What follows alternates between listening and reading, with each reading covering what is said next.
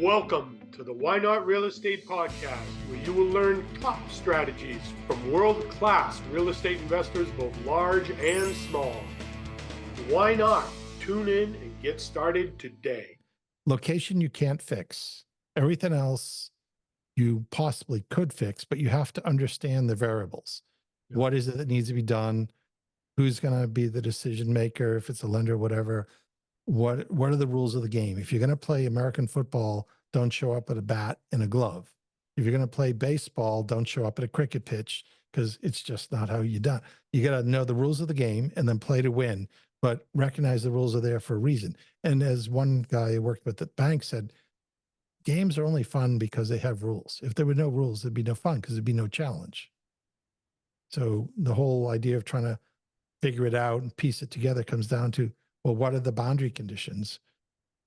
And how do I sort of make this work? How do I stack this up? I call it the capital stack. How do I get the capital stack to make sense?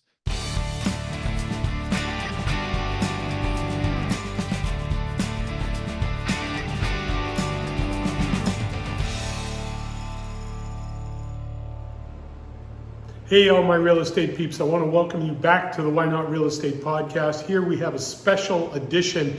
This is volume 2 of our interview with John B. Corey from Property Fortress. John unpacked so much information. He gave us 2.5 hours of his time that we split this up into 2 different volumes. So if you haven't seen volume 1 yet, go back and check that out. John's got some great information in there and a really interesting property that he bought.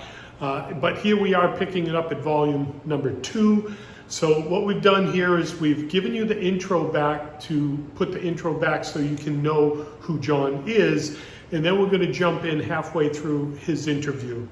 So I want to welcome you back to the show for our second volume 2 interview on this episode with John B. Corey from Property Fortress.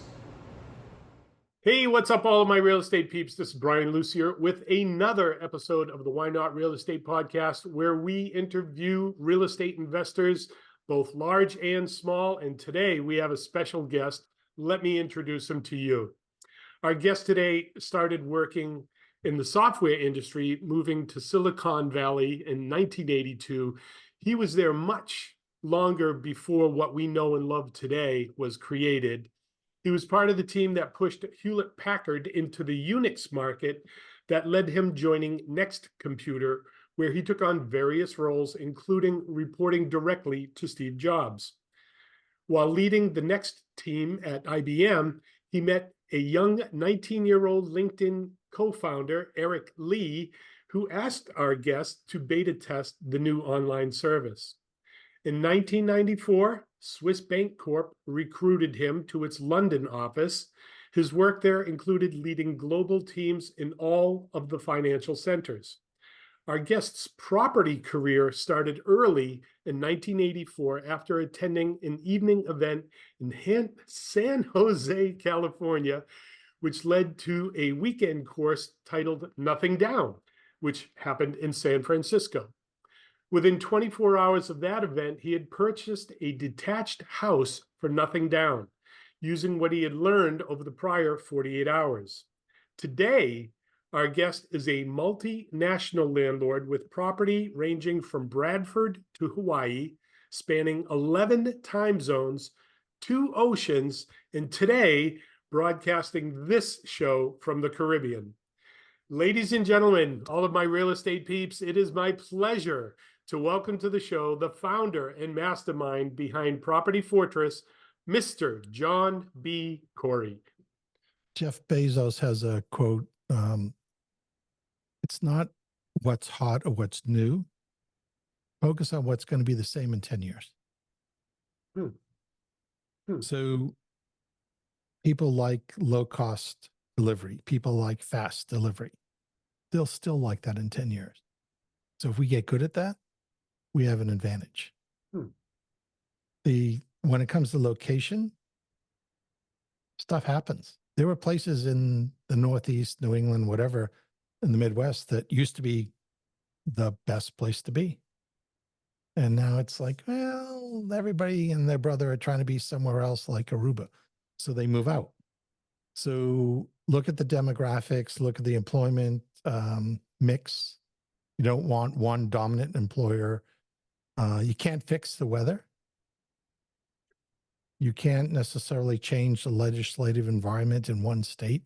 So you have to embrace some aspects of location and say, with those as the baseline, can I work with that?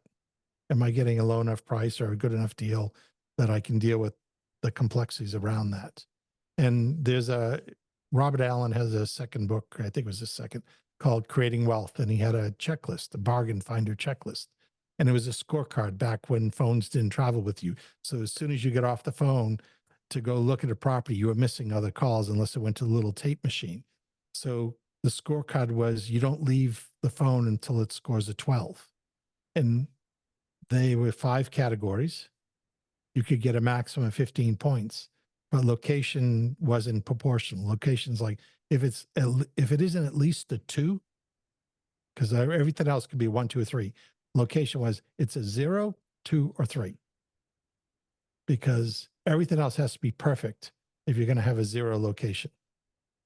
Oh, So you have to get the perfect price, the perfect condition, the perfect motivation, and the perfect financing to put up with the bad location, because the bad location is going to be bad location when you sell. yeah, you can't fix the neighborhood. Yes. No. Wow. That was cool. Let's see. So we were talking about the biggest hurdle. You mentioned it was water, and I don't know in my 20 plus years how you can really fix water other than to make sure you do it right when you're building or doing your rehab. Yeah. So if it's water, you put in extra traps, you put in connections that'll work well. If you're in dodgy parts of the country, you think about freezing pipes. If you're in some particularly dodgy neighborhoods, you might use plastic piping for the water lines, not copper. You want to adjust. People can live in these places, but if someone's going to come in and steal your pipes, you want to make it easy for them to recognize, don't break in here. There's no pipes worth stealing. If Put a sign on it's, the door, we plumb with PEX. yes, yes. And well, you might have to translate that because I don't know if they know what that means, but yes, exactly. Maybe Yeah. a picture. We plumb with this stuff. Yeah. No, none of that other stuff. Go down the street. Yeah, no comfort here. Now, the biggest hurdle after water, and that's just the engineer in me, is people. People do dumb things. That could be the landlord. Sometimes landlords have the stupidest ideas. Other times it's the tenants. And I'll give you an example of a dumb landlord and a dumb tenant in the same example, to a London one. So educated, sophisticated, rafter, like she's happy to put in the roll up her sleeves and get the work done. Non-Brit who moved to Britain, sort of made herself a success. So she's a landlord at this point. And she has a tenant calls up one time and says, it's dark in here.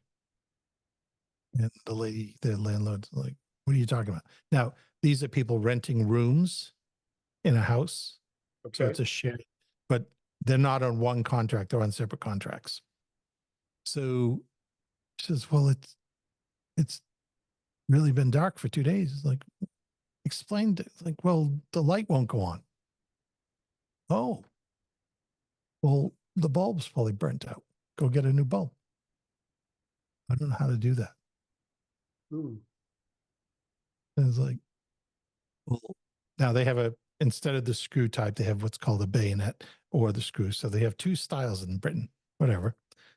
And so the landlord talks this tenant through how to take the bulb out, go down to the local store, buy one, and come back so she can have light. But this tenant's been sitting in the dark for 2 days. So I said to the landlord later, I said, you don't understand. This is a student, based on what the landlord told me. It's a student, a female student from Spain. She comes from a wealthy family. She probably has staff that does this. Okay. She wouldn't know how to change a light bulb, as you've proven. So the next time you get that type of call, do one of two things. Say, well, we have two services. I could talk you through how you can do it yourself, and it'll cost you a few dollars, in this case, a few pounds. Or I can have my deluxe maintenance speedy 2-hour service person come over for 50 pounds and take care of it. And I would have sworn on a stack of Bibles that person would have said, where do I send the 50? Can they come now? So, it's just a light bulb. But she sat there for 2 days in the dark, other than natural light, because she didn't know what to do. And then the landlord's like, how can you not know? Because the landlord's used to doing it herself. And it's like, well, this is an opportunity for an upsell if someone wants the premium service. I like that angle. I mean, I'm not gonna look at all of our stuff and upsell everybody today. What scared No, but there are people who want high touch. I mean, when you get on the plane to go to wherever you go, there are people that turn left, there are people that turn right. The plane gets there at the same time. But the ticket price isn't, even everybody that turns right, the ticket prices aren't the same. And yet they get the same service or it's just when they bought it.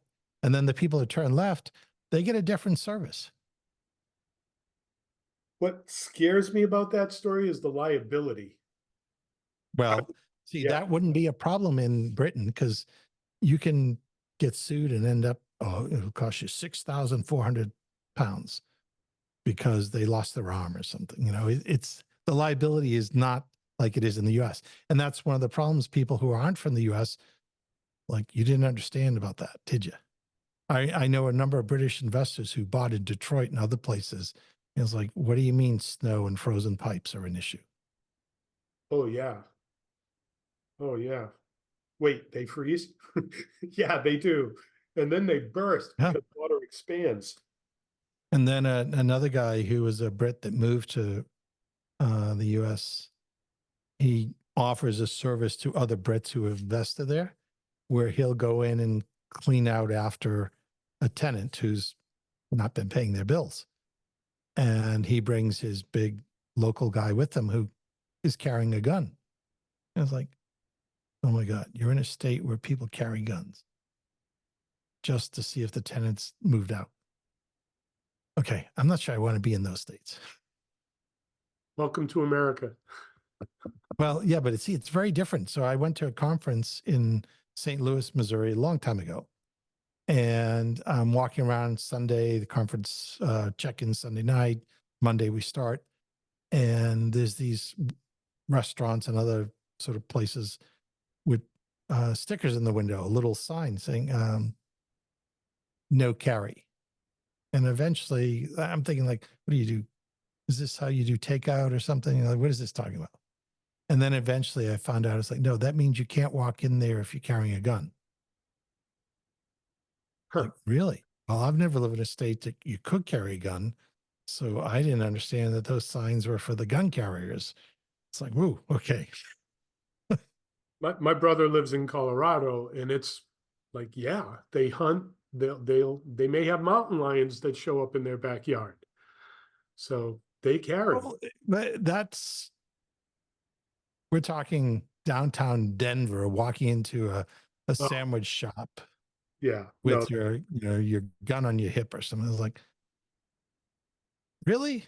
Now, funny enough, I'm on the train from Basel, Switzerland to Zurich because I'm working for the bank. And I get off in Zurich and I'm on the platform to walk to the exit. And there's a guy in full battle fatigues with a automatic weapon and no one's diving for the floor. I was like, oh, he's just on his weekend training because all males in Switzerland are and compulsory in the army. So seeing people in battle fatigues with weapons around is fairly common. oh, geez. Wow. Yeah, it does shed a light on stuff. You kind of know you need to know your environment, know where you are, Yep. know what the rules of the games are. So I'm going to jump back real quick here.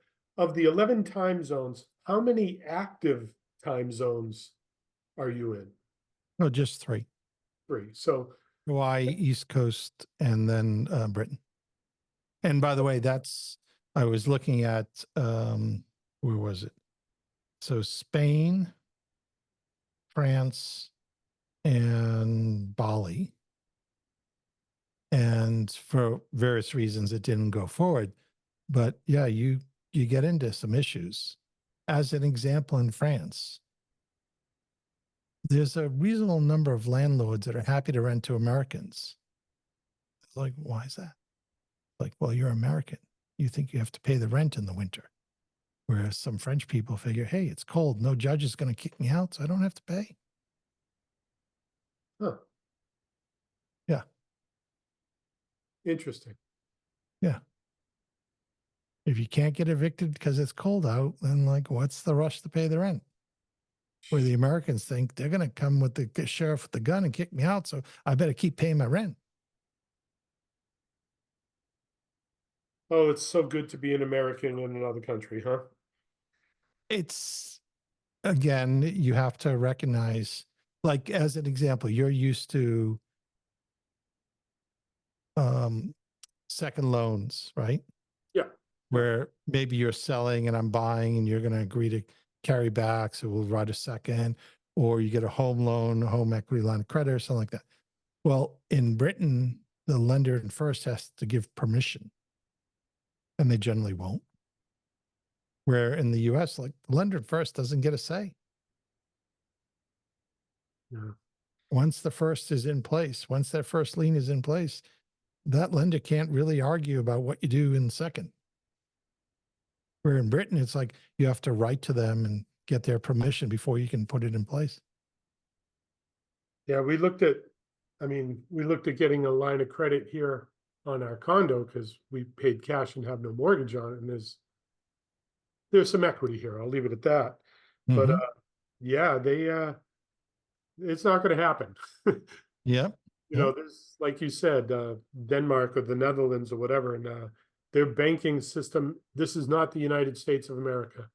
And that's not really a product they're interested in dealing. They Well, don't long want to term, own they don't want to own my condo. yeah, a long-term fixed interest loan in the UK is 5 years. There are some 10s, Oh wow. but they don't believe in fixed interest for the life of the loan. And frankly, America wouldn't if it wasn't for the Great Depression, because it's only because of Fannie Mae and Freddie Mac that we have long-term fixed.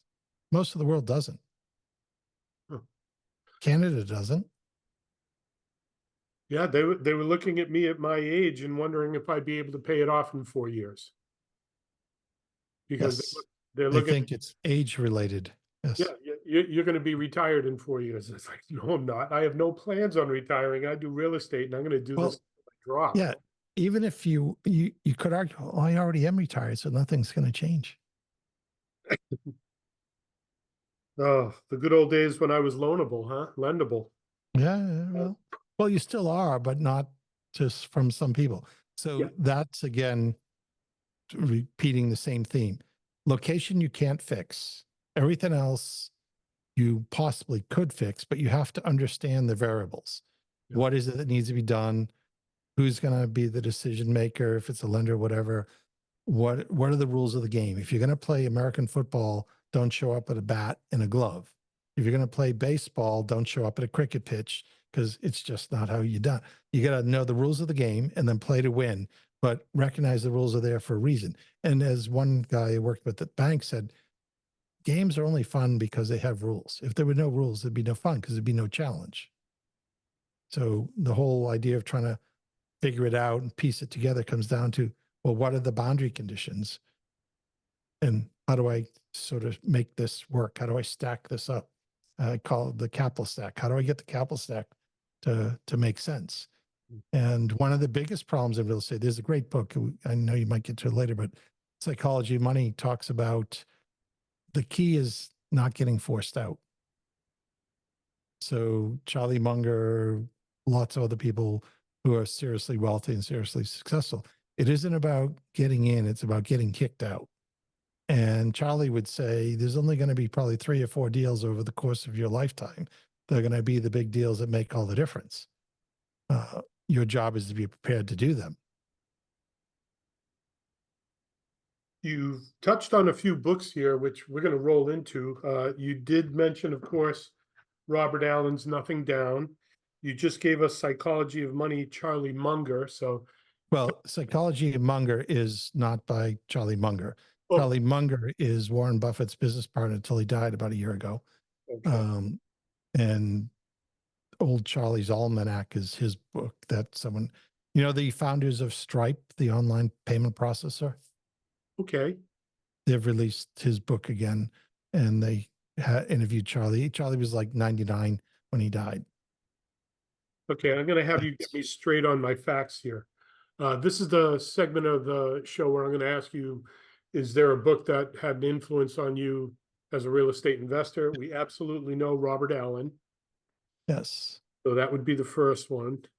We usually go for two, but some of these interviews, I get a half a dozen recommendations here. So we got that one. Is there a second book, and would that be The Psychology of Money? So it would be. And it's, let me see, Morgan Housel. Morgan, Morgan, and then Housel, Housel. So house with an L. It's essentially saying, and it's very complimentary to real estate, that wealth generally comes from compounding, and compounding takes time. And the easiest way to get it started is to learn to spend less than you make. And if you have to, go get a second job so you can make enough so you can save. And the sooner you can start planting seeds, the better. But don't assume you can outthink the market. As I know from my banking days, the market can afford to be wrong longer than you can afford to stay in, or longer than you can afford to be right. So if you try to play the game of picking in bad locations, it's very hard to win. If you pick good locations, you're tipping things in your direction. You could screw up a lot of the other stuff and you probably still come out okay. Is there a third book that had an impact on you? I'm quite a book junkie. There's lots of books, but I would say if they just read The Psychology of Money, that'll set them up no matter what they do. If they want to then focus on real estate, Nothing Down is a classic. It's a bit dated. A lot of people would say Rich Dad, Poor Dad, which is more philosophical than it is useful. And I wanted to caution people. The author of that book, by the way, there's two authors, if you're careful in your reading. That book was written to explain a board game. It was a solution to a problem. And then it became its own big monster hit. And yet the board game is less well known. So the Rat Race? What's The that? board game, The Rat Race? No, Cash Flow, which is getting out of the rat race. Getting out of the Rat Race. I know Rat Race somewhere. The Susan and Robert Kiyosaki. So Susan's last name I don't remember, but she's a ghostwriter. She's written like 27 books. Lecker. But she's actually listed as a co-author in this Rich Dad Poor Dad. And the caution I'm giving people isn't so much that there's anything wrong with two authors or anything else. It's that Kiyosaki's book, which is effectively a made-up story, not based in fact, but a stylized version of facts to deliver insights, which is fine, and insights in particular that help people play the game better. The problem becomes one when the same person who's good at one thing thinks that means they'll be good at something else.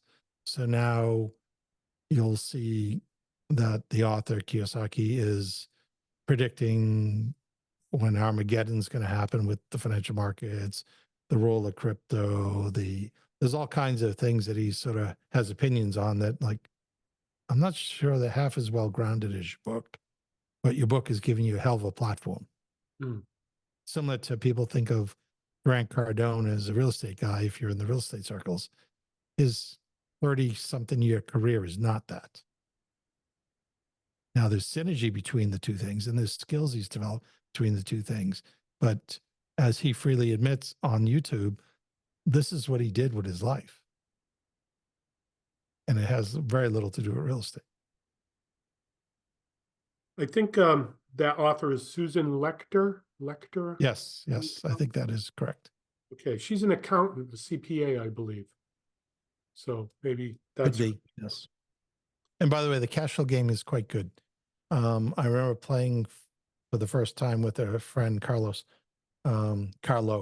and he said something. I said, "Oh my God, Carlo, you just learned in the space of an hour and a half, 2 hours, something that if you were doing this in the real world with real estate would take 8 months." So it's a way of compressing those moments where the penny drops and you suddenly gain insight. And it takes away a lot of the risk. You don't have real money on the table, but emotionally you've made the leap. we did my wife and I went to a house party where they were playing the cash flow game. First time we ever played the game, and I had fun. It would be my turn or somebody else's turn, and I would jump in on their card and say, okay, well, you got that opportunity. I've got this. And people are like, whoa, whoa, whoa, you can't jump in. It's not your turn. It's like, no, she's got the card. Here's the opportunity that I'm going to go for. Yes. Right? Yes. So my wife ends up winning the game, gets to like the mansion at the end. She matched her goal for what she won at the game, and that's how like you win. So I says, wow, this is great, hun. The first time playing the game and you won. Let's come back again. She goes, what do I have to come back for? I won. So there's a lady lawyer working for investment bank. She had her own law firm and then essentially moved across to be an in-house counsel for the investment bank. And she was doing structured deals, so one-off type deals, complex deals.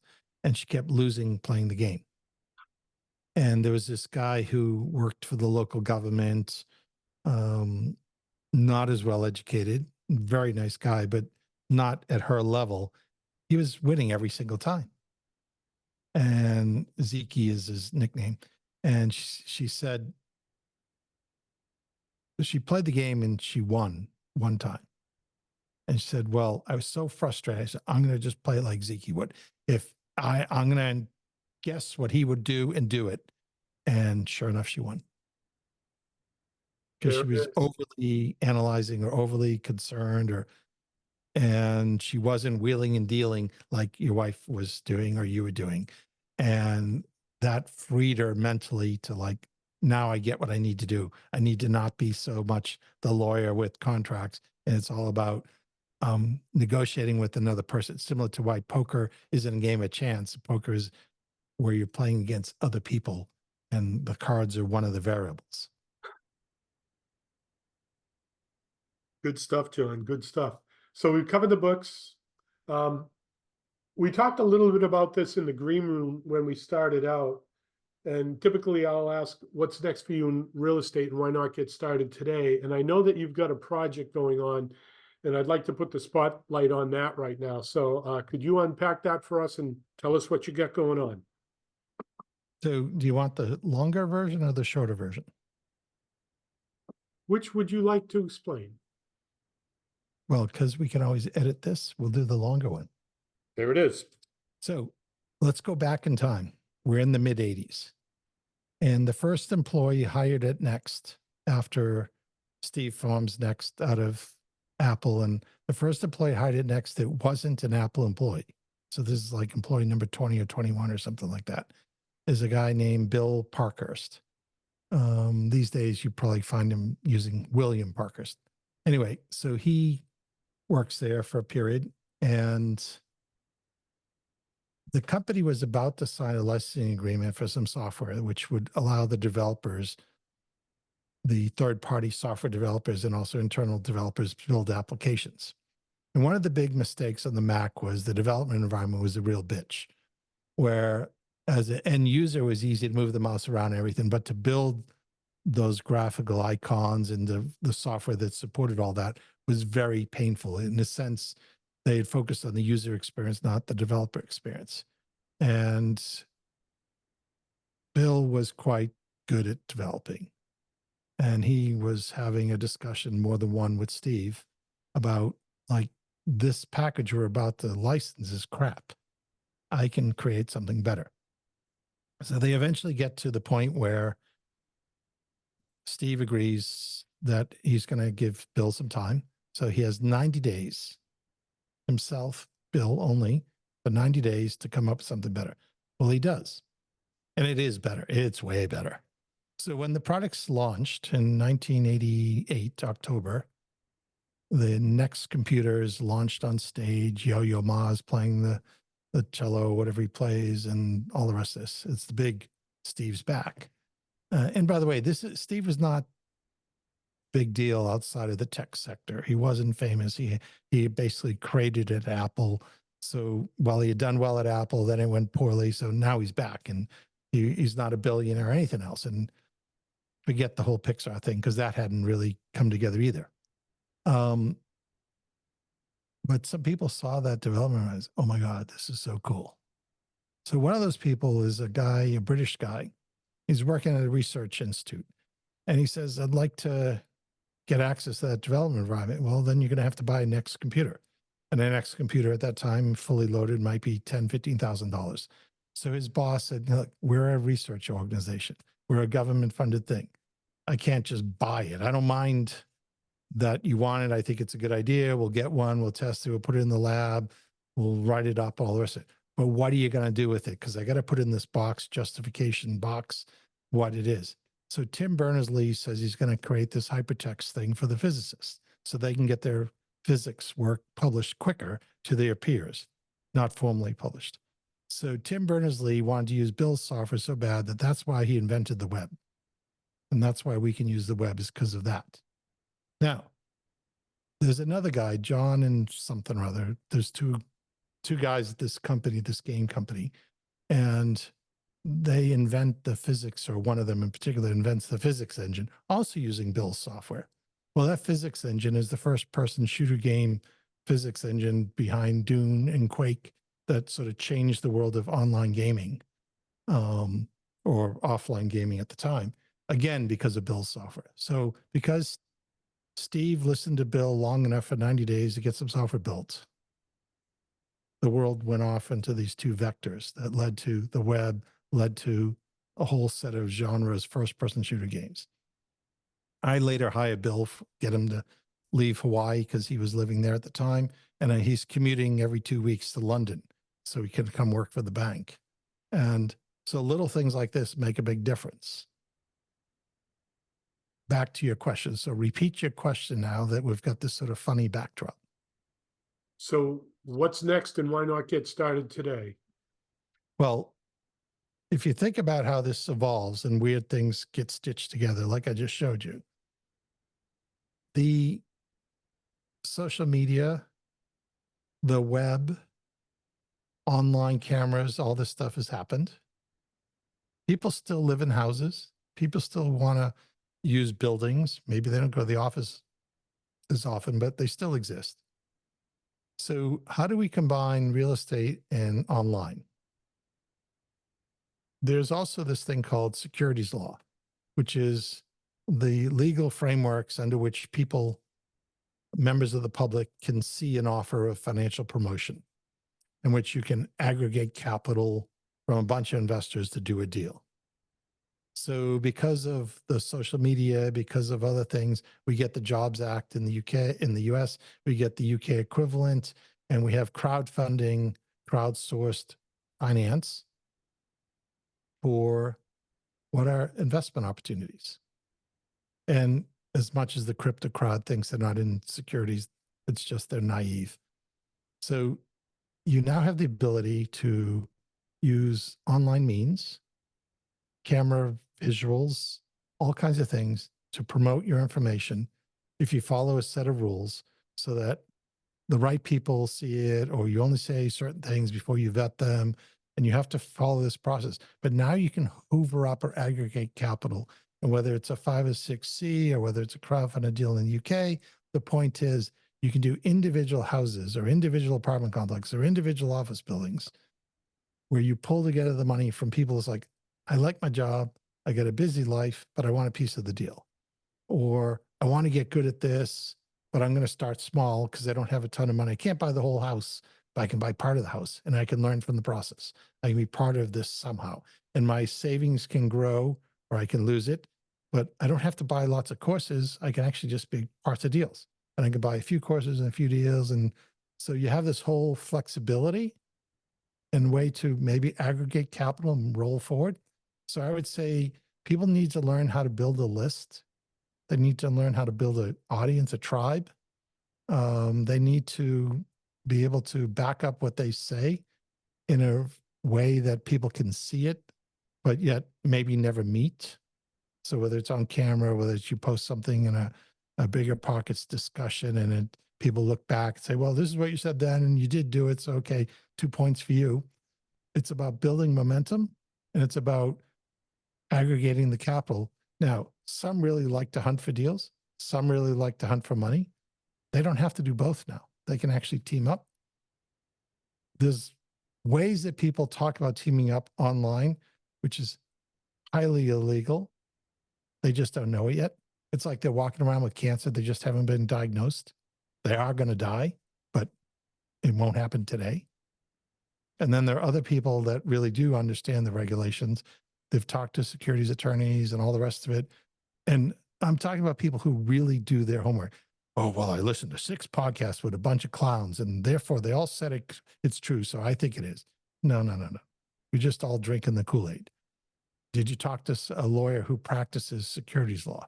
Did you actually go through the process? Do you even know how to spell SEC? Do you know how to spell FCA? You know, these are the regulatory bodies in the US, UK, respectively, that regulate this stuff. So within the UK, I happen to be one of the more influential members of the real estate community for this topic. And as an enforcement lawyer who spent 10 years at the FCA, which is the Financial Conduct Authority, said he knows this topic better than a lot of people in the FCA. So you can now take the convergence of community building, crowd building, brand building, YouTube channels, subscribers, likes. Done correctly, you can hoover up money for deals that you either find yourself or work with someone else. But the key is there's some rules on that too. And now you can make magic happen because you can get the two to come together. I'd rather have, in a sense, 10% of 10 deals or 5% of 20 deals than one deal, because the planes can crash, all kinds of weird and wacky things can happen. But you can reduce the risk, particularly if you don't have tons of capital. You can spread it across a few successful operators. So for my brain in the United States, this sounds like a fund that people would come into, and somewhere in this funnel is a deal. So a fund is technically different than a syndication. Okay.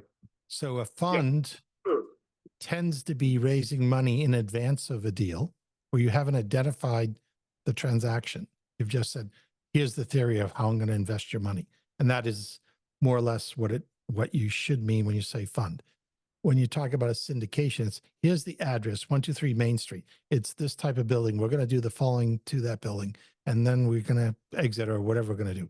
So now you have a named investment opportunity, and people can evaluate that rather than the theory. So individual syndication versus a blind pool of capital that's going to follow some strategy but hasn't identified the assets yet. So fund is the blind pool. So from the story so far, I see deals, I see money, I see regulations. Yes. What am I missing? Track record. A track record. Yeah. So if you had deals and there were people with money and the regulations are being followed, then it's like, well, what's the execution risk? And here's the key to real estate. You either are just going to sit on it and wait 20, 30, 40, 50 years with the effects of inflation, which is generally a positive for real estate, or you're going to have to take the view that I'm going to do something to add value, transform, make a change. And then it comes down to, well, do I trust the team to be able to do that as they say they are? When they open up the wall and they find out there's termites, when they open up the wall and they find out there's dry rot, how does that affect the deal? No one knew. or the person who was going to run it died, or the person who was going to run it, get married, get divorced. Something happened that distracted them. So now their execution's off. So for the person listening to this, we've identified these components. What is it that you're building and what are you hoping to achieve?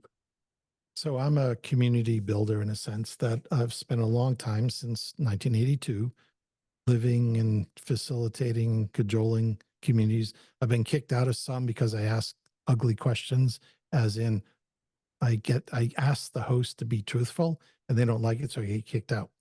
That was interesting. Tells me something about their character. So in this world, it's very much, I would say, like dating. How do you dip your toe in the water, have a first date? Well, generally a coffee at a public venue where during daylight time, there's ways to make it safe. Then you move along, and how do you know you're making progress? Well, they agree to have a second date, or they say, here's my number, get in touch with me, right? There's little symbolic things that people do, which is a progressive journey of trust building. And it's true for sales, it's true for dating, it's true for lots of things. Well, it's also true for real estate investing. You said you're going to call me, you didn't call. Ding. You said you were going to do this and show up and deliver the following. You showed up, you delivered the following, and you even left an extra little bonus just in case. Oh, big tick, right? Or I'm in an emergency. Can you come out and bail me out? Yes. Okay. Well, have you ever read Cialdini's book, Influence? Have not, no. So I'll look it up because he's got a very interesting spelling to his name. But essentially, he's the professor who studied this when it comes to how to get people to do things. And there's certain triggers that people have that are so subconscious, they happen without you even noticing. Let me see.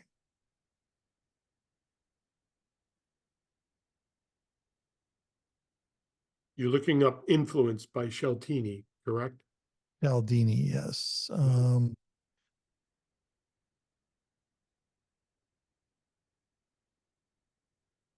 Yeah, okay. So the book is called Influence by Dr. Robert Cialdini, which is Cialdini. He's a professor in Arizona. He's retired now. And by the way, there's a really cool 12-minute summary on YouTube if you don't want to read the book.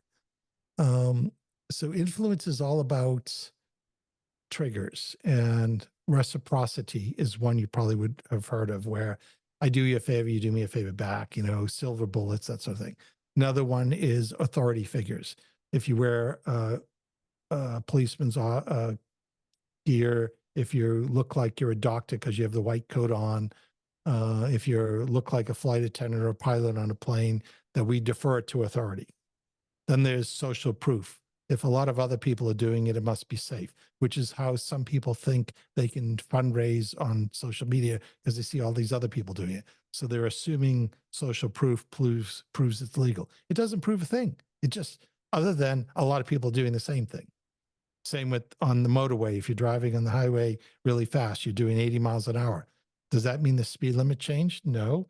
Other cars are passing you, or going about the same speed. It doesn't make it legal. It just means you're all doing it.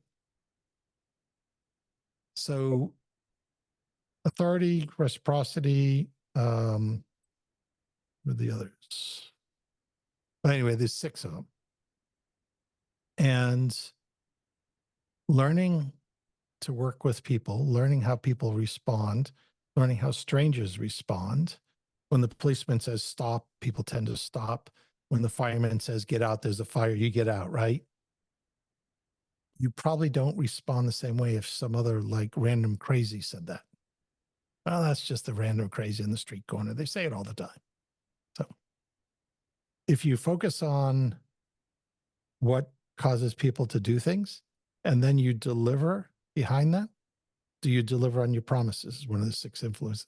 So you build trust. You get people to take action. And when they've taken action, then you make it a successful. If you look at other people, they talk about this, that you want to have an initial transaction that's highly successful. You want to risk reverse. So is there ways that someone dip the toe in the water, have a good experience? Now, real estate takes a while. If it's going to take you a year to turn around the property, you're going to have to get an awful lot of people dipping their toe in the water. So you want a lot of people.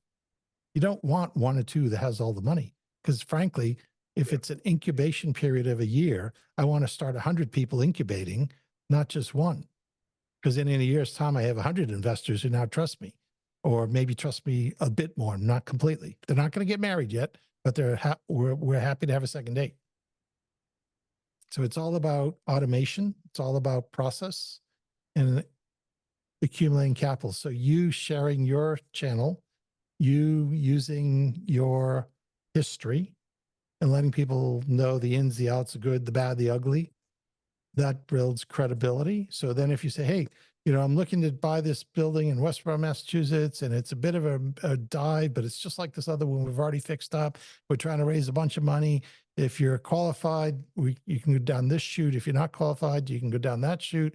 But here's what you need to do next. And no, there's no obligation. You can't send money. We got to have an onboarding process. We got to vet you, yada, yada, yada. So it's completely safe to have an initial conversation, and assuming you are following all the rules, then those people, if they do fit, if there is a match, they can take part. If there isn't a match, no hard feelings. See you next time. It was great having a chat with you. I can understand why it doesn't make sense this time, yada, yada.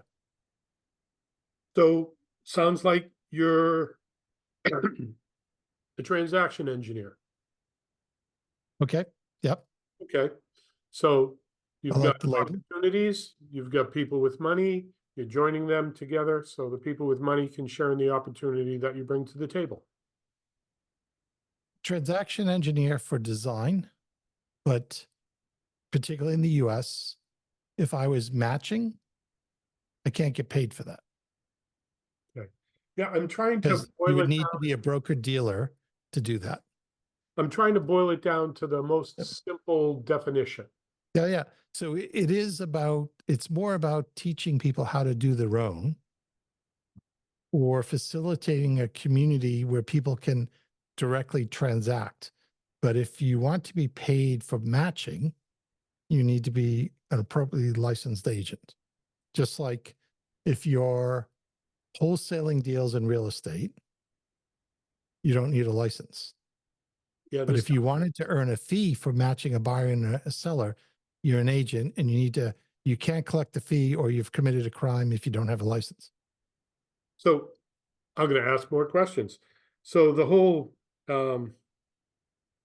wholesaler thing, they're starting to focus on that a little bit more, but I'm not going to go in that direction. Yeah, yeah, they are, because people have gone too far, and they can't really argue if you're a principal where you can show that you have real risk.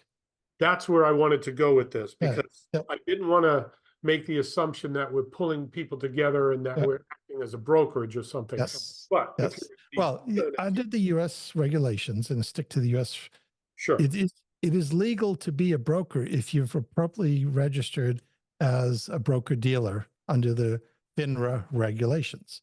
So they do exist, and they will charge a commission, and they can do this role, but they are truly approved by the financial regulators in the way it's done, so that they can be in that role, just like a real estate agent has a license from the authority that gives out licenses. Now, if you don't have that, or you don't want to go down that path, then the question is, can you be a principal?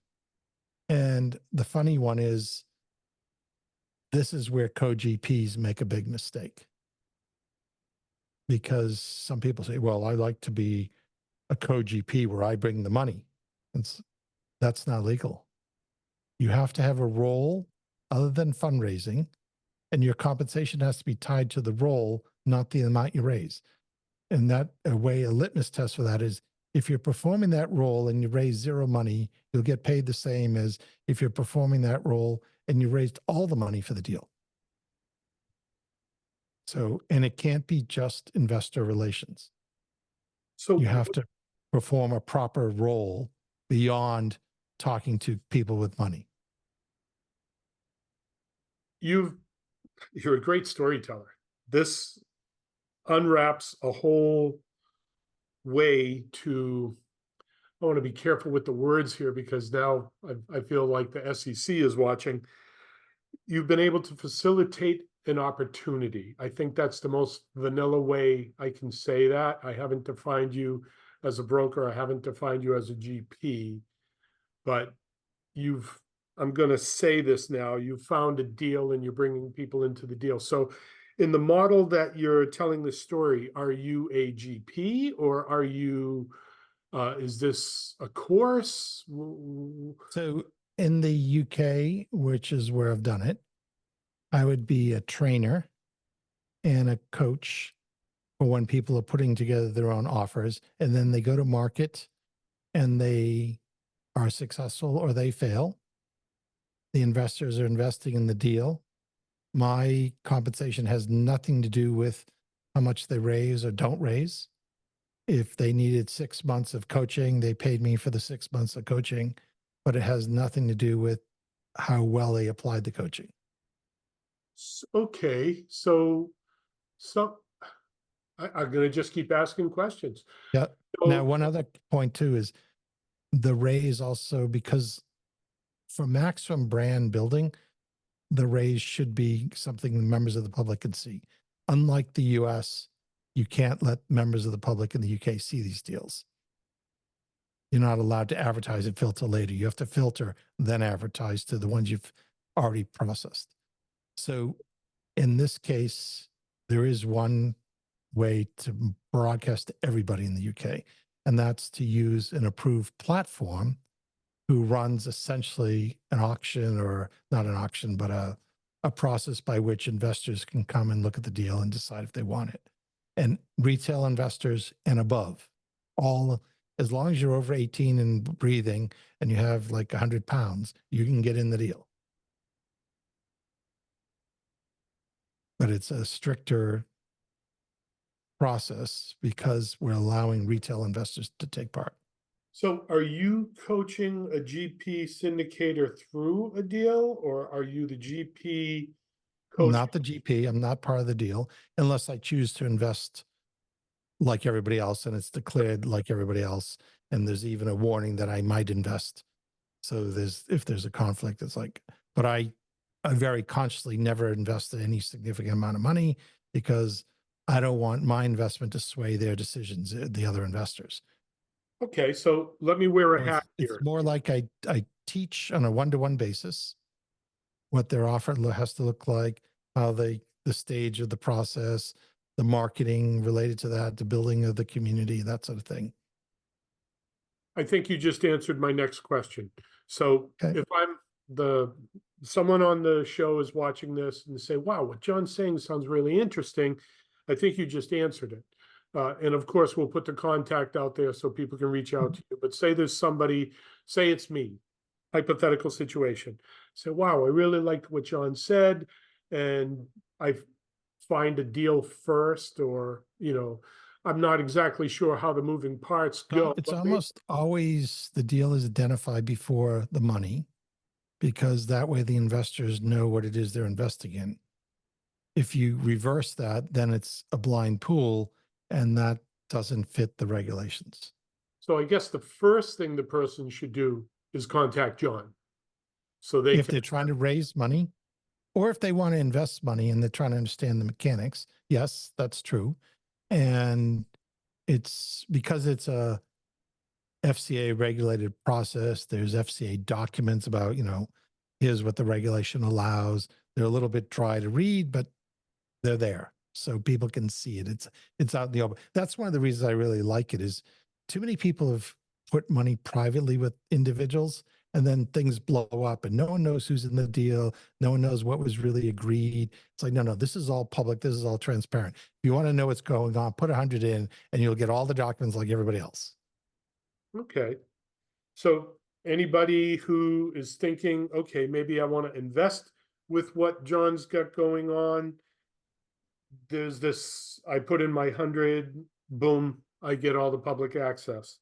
Or Yes. if I'm saying, okay, I want to be facilitator is the best word I'm coming up with, or I want to start my own deal. Well, I could, if you want to do your own deal, you are the GP, not me, right, you. Okay. right, but I And could reach out to you you. bring it, you bring the deal forward, you disclose everything you're thinking about it. So it's very much like I call it a single deal IPO, initial public offering. Okay, So you're making an offering to the public. Here's an opportunity. This is the address. This is what I plan to do. This is how I'm going to spend the money. This is how much money I need. This is how long I think it's going to take. And they all become shareholders in the deal. okay, that helped a lot. Okay, Now, part of this, my wife enjoys the US a bit more than the UK right now, sort of family reasons and a couple other things. So there's then the opportunities like, well, how to do this in the US, which has a different set of rules. And it used to be the US was harder than the UK. Now I'd argue maybe the US has gotten a slight advantage, but how to make this work better. The original Jobs Act crowdfunding exemption isn't very good. They modified it, so now it's better. But it plays to today's reality of building community, using your own broadcast channels, building brand, matching money and deals so that people can then see and they can get in first date, second date, third date. They don't have to go big. They can go across a few other operators. Maybe they want a little in Oklahoma, they want a little in California, and they want a little in Massachusetts. So they're geographic diversification, but it's the same operator. Or maybe it's no, I'd like 3 operators in Worcester, Mass. So I'm going to fund 3 different people in Worcester, Mass. I like Worcester, Mass. I understand Worcester, Mass, but I don't trust any one of these people not to get killed by a car accident or some dumb thing that happens. So I want to diversify based on the GPs. okay. I think what was hard for me to follow was the UK. Yep. I've never had it explained to me from another country's perspective. So everything that I think that's why I had a hard time wrapping my head around it, because it was my first time hearing it from the UK perspective. So I'd call it a UK syndication deal for not knowing a better term. Yeah, that's fine. And the language, I mean, we joke America or US, and you could probably include Canada in this, versus England, 2 countries separated by a common language. Now, you know what giving the finger is to say, right? If we did that on the camera, right? Yeah, that means you're number one, and I think you're the best. Yeah. Okay. Well, this means the same thing as giving someone the finger when you do it to a Brit. Oh, Yes. But I would go into restaurants. I need a table for 2. And I'm really giving them the finger without knowing it. ouch. Yeah. Well, you know, But if you go the like guy's that, obviously American. Listen to his accent. So he doesn't know that he just swore at us.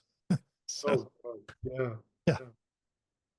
So it is funny how little things don't translate or they translate poorly. Now, here's an example. Let's go off real quick on a tangent if you have the time. A guy wants to buy a deal. He's been to some sort of training and he hooked up with a wholesaler who's got a apartment complex deal. The investor must have had a bit of money. He didn't have a lot, but he had a bit. And it works out that the deal falls apart. So we have owner of apartment complex, wholesaler, end investor. The end investor tracks down the actual owner. And it turns out that the wholesaler just screwed it up. The seller would have sold, the buyer would have bought, but the wholesaler mucked it up. So the wholesaler is now out of the frame and we have them dealing direct. And the seller is like, look, and I think it must have been his second wife. My wife wants me to get rid of this property. It's a bit of a problem. And personally, I want to spend more time with my grandson who lives in the south of France. And I like jumping on my plane and flying over. And I don't really need to be dealing with this property. It's like 200 unit property. Now, what do you do? What is your sort of day job business? Me? Yeah, you. Oh, my goodness. Well, I'm a property manager, real estate entrepreneur. Yeah, That's yeah. Leave out the entrepreneur. You're property manager, right? a property So if manager. I said to you, I have a 200 unit building, probably multiple structures, you might be able to take that on, right? Sure. Or I would build a team based on Yeah, my, yeah, yeah, exactly. But it's within your wheelhouse. You understand how to run properties, multifamily properties. And it's like, okay, fine. Tell me more, right? So instead of the original deal, the deal goes down like this. The guy's problem is his wife is on his case. This is a dog asset with a bit of problems with some of the tenants and some of the repairs and all the rest. And the grandson is growing up in south of France, and granddad's not there as much as granddad wants to be. So what do? They do a master lease where the person doesn't buy it. They just take over the management. sure. They take their limited funds, their 50K that they were going to invest as the deposit down payment, which clearly wouldn't have been enough anyways. And they say, no, we'll put that into repairs. So they go and they have a 4-year option to buy the property at today's price based on today's shit ass cash flow because of crappy tenants and vacancies and all the rest of it, plus deferred maintenance. So the guy goes in and fixes it up. After the 4 years is over, the lender says, well, based on the discounted cash flow and, the debt service coverage ratio and all the rest is like, we can 100% fund the purchase. You've got equity on paper. Like, would you like to be the owner? And they finish the deal. Absolutely. Now, that 50K could come from 50 investors at 1,000 each. And the magic is, you know what you're doing. And they're saying, I don't have time to get as good as he does, but I'm happy to ride in his coattails. There it is. We provide the opportunity for others to be involved in real estate without having to take all the brain damage we had to take to get here. Yeah. And what's the name of your podcast? The Why Not Real Estate Podcast. Okay. So the why not becomes hell yeah. Exactly. Exactly. Yeah. I mean, your first deal, you bought for nothing down, I'm guessing? Yes. Yes. Okay. And then the second deal you did, there was some. Yeah. I mean, I finished the course and within 24 hours, I had a nothing down deal. I was like, okay, fine. I know I can do this. But Yeah, it was a bunch of hassle. The whole hunting it down is not half as fun. I don't necessarily want to spend time in people's cars checking out properties. Like, oh my head. yeah. And today, you can do it from wherever on earth you want to do it. I can do it here watching jet skis. Yeah. So where do you have well demonstrated competence in property management? What regions or states or cities, however you want to define location, that like I could do those locations with my eyes closed. I know what the rules are. Mass General Law 186, subsection 15B, Massachusetts all day long. Okay. So do you think there are properties in Massachusetts that have landlords who are struggling that if they could find an exit, they'd be happy to sign away? I've got a mailing list of 2,400 Worcester properties. I've got another list of 3 other locations of 450 properties. So I'm currently marketing out to over 3,000 properties to manage or purchase. Yep. And what if it's both? What if you say, look, we'll do the management, we'll bring our own money to get them back up to speed. And for that, we want a discount on an eventual purchase. And whether we actually buy it or you just buy out our discount, we'll put our money in up front. Well, I don't want to be overly aggressive in that type of a negotiation. I want to solve their one problem first, which is the property for me is a headache and it's causing me brain damage. Mhm. So if I can come in and solve that problem and they can get to a point where they're relaxed and feel safe and still in control, like I'm negotiating. You think it's being aggressive? I understand. So if they say exactly what you said, they want you, and they say, but I know it's going to take a bunch of money to fix up a bunch of units and you're a property management company. So I'm still a bit shafted here. So this won't work. And you're going to say, sorry, we'll come back after you find where your money's from. No, the PS on each letter says if you want a quality property manager, or if you want to sell your property, give us They a don't want to call. sell. Okay, They want a quality property manager, but they don't have the money for you to feel safe managing it. then It's they're that in a bad. death loop. Then they're already in a death loop on that property because they have deferred maintenance. Okay. That might get away. Okay. So they're in a death loop. And if I said to you, and I have the death loop funding, so that'll be gone. You mean to purchase the property? Doesn't have to be a purchase initially. Just has to be a good return. Okay, It's so not about purchasing necessarily. It's about sharing the upside.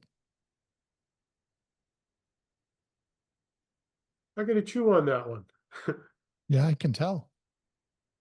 Yeah, it's So, interesting. yeah, how many times have you run into someone in a death loop? 2 out of 10. Okay. So 20% of the time you say, well, we got a plan for that. Would you like to know about our death loop funding plan? You and I will have to talk offline. Because that's interesting, right? This is where we hit stop in the recording, folks. And you're just going to have to like ring us to find out what really happened. Yeah, stay tuned.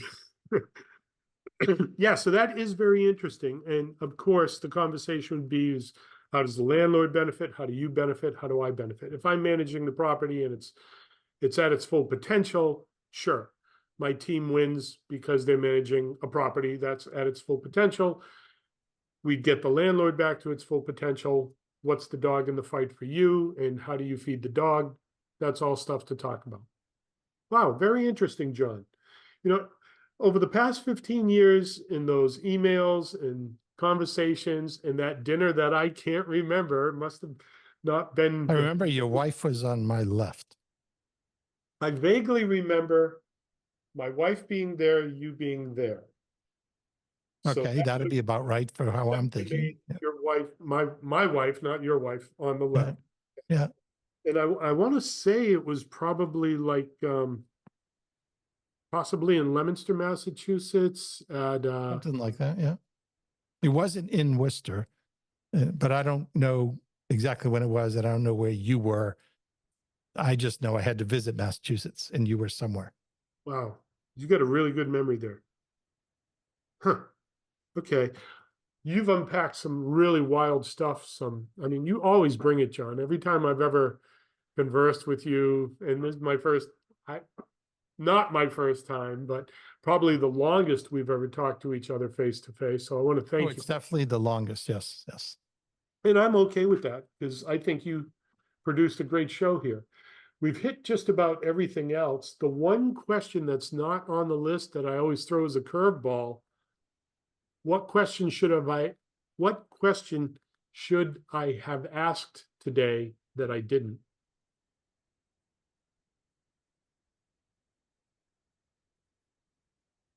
We've covered a lot. So what's the one question that you didn't?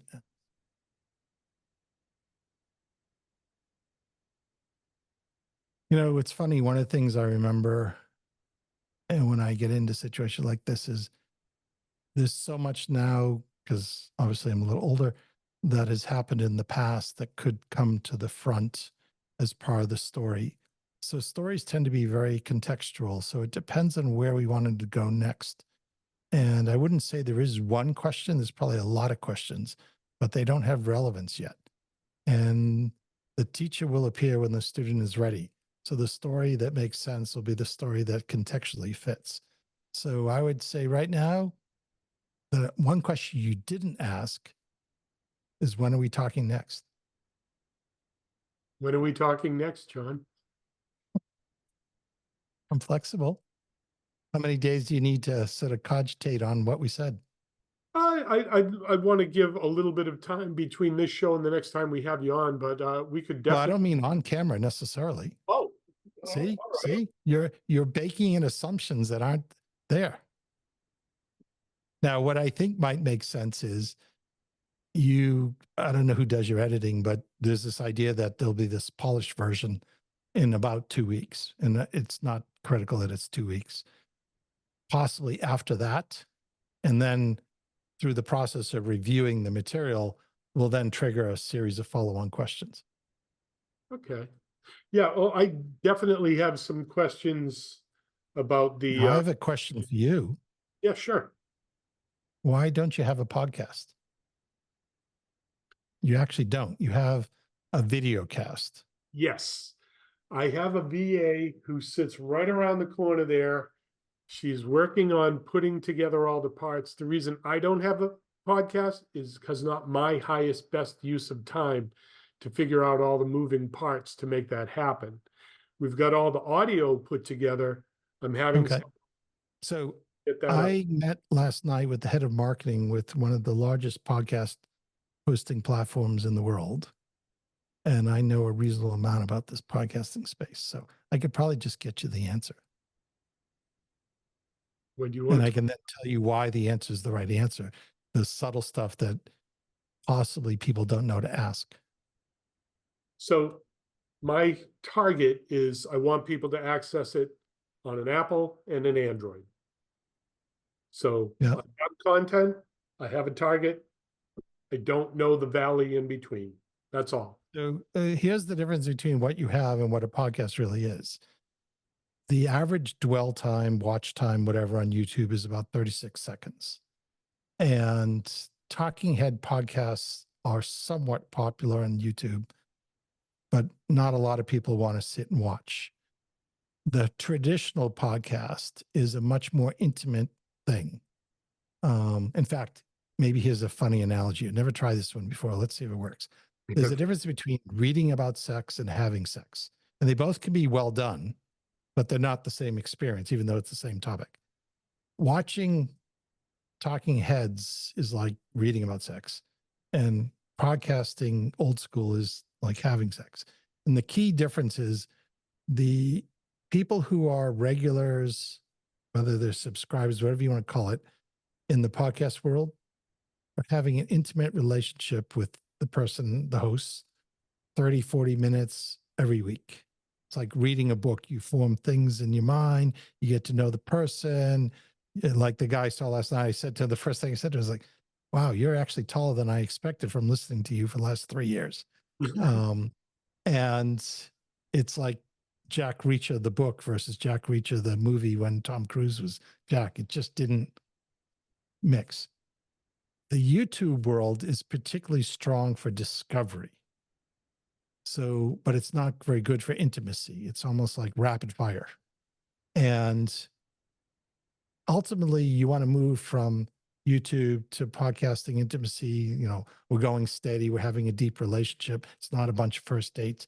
And then you really want to get to the point where I've got your email address. I've got your mobile phone number. I can reach out to you anytime I get a good deal. So that way, if any of this blows up, you still have that, just like your list of apartments in Worcester or whatever. Sure. So there's a life cycle to this where people become aware, they start to engage, they convert, they give you their number, their email address. They then show up and actually spend quality time with you. They finally, oh my God, and now I understand what you do and I can see how it would fit my life. And then they buy in. So they have to go through that. And you really can't accelerate it too much because they need settling time. Can't go from first date to grandkids in 6 weeks. It just doesn't play. So the YouTube side is going to be particularly good for discovery. It's a more visual content. It's more work. And it doesn't necessarily get very deep. Now, possibly you could also use that platform to show some of your projects because that's more visual content that's interesting. This is what termites will do if you're not careful. Ooh, you know, it's like versus, oh, there's John again, nodding his head, talking. On the podcast side or the audio side, I'm out walking the dog, I'm out running, I'm out riding a bicycle to the gym, I'm driving in the car, I'm on the light rail, and you're in my head. you're always in my head. You know, once a week, I look forward to you being in my head. And that becomes much tighter. Now, on the audio side too, if it's done well, you want to have it set up so that you can have content that stays the same in 2 or 3 places where you can, hey, next week I'm going to be in Denver. Anybody's in Denver that's a regular listener, this is what you need to do. Now, if I listen to the back catalog, I don't want to hear that. I want to hear the next time you're in somewhere that you're really there, not 2 years ago you were in Denver.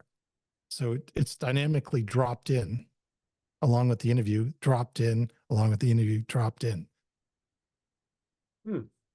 These are the things that the choosing the platform wisely you get for free. But that's the question you didn't know to ask, and the VA might not know to ask. So therefore, you would have come back with an answer, but you didn't ask the right question. We'll wrap this one up, and I want to talk to you more about that because, yeah, I know I need to do it. I have the audios all canned, ready to go. I just don't know how to get from point A to point B. That's all. It could be done in like a day. Okay, I'm going to ask. Do you know a company that would do that for us? Well, the way it's classically worked, understand most of the podcasting world is someone in their bedroom creating an audio track or sitting in their car talking to the Android phone or something. So it's generally quite easy. Like, well, you sign up here, you push this button to upload all your files.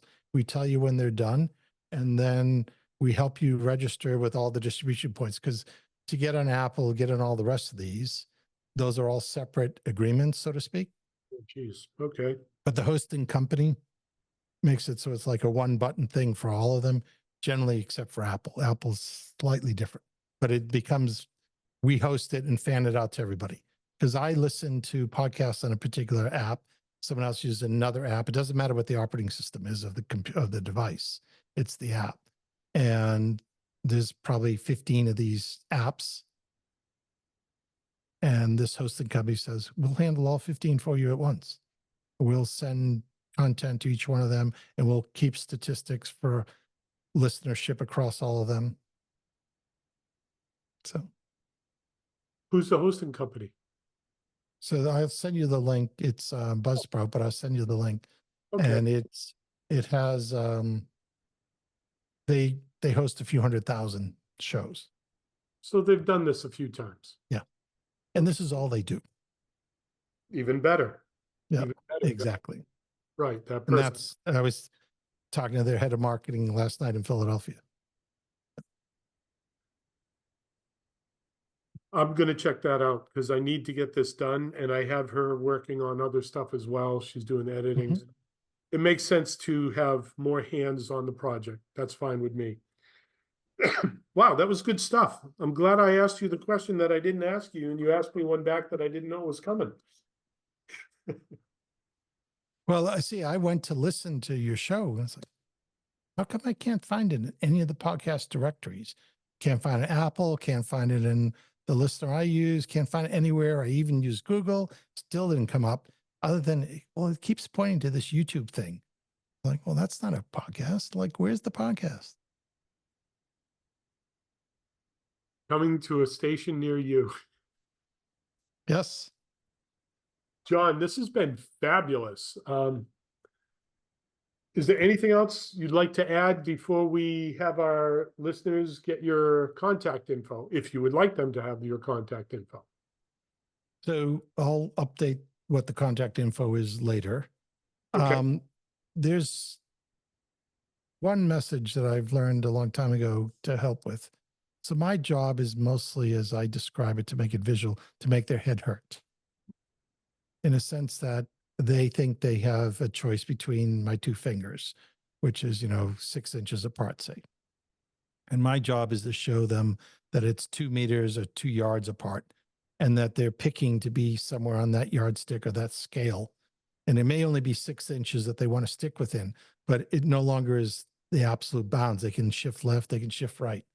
And therefore they have choice. And because they have choice, they should choose wisely rather than, oh, I do it this way because I don't know any other way. It's like, well, that's not a good reason. You know, being in a rut is not that different from being in a grave, other than there's ends in a grave that there aren't in a rut. So if you're in a rut, why don't we figure out how to get you out of the rut? And then you can decide what you want to do, rather than I'm in a rut because I don't know any better. My life is going to pass. I'll be in a rut for my life because I didn't think to ask any questions. Well, no. Time is now. Time is ready. Just open your eyes a little, be curious, sort of be interested, and then choose. You may choose exactly what you've always done, but now you know it's a choice, not it's a limitation. Makes me think of the book The Alchemist. He's a shepherd and he wants to see the world and goes all around, sees everything and figures out he still wants to be a shepherd. Yes. So I don't know the book, but the storyline is very consistent that his passion is that. And now that he's seen the alternatives, he recognizes that it is his passion and why.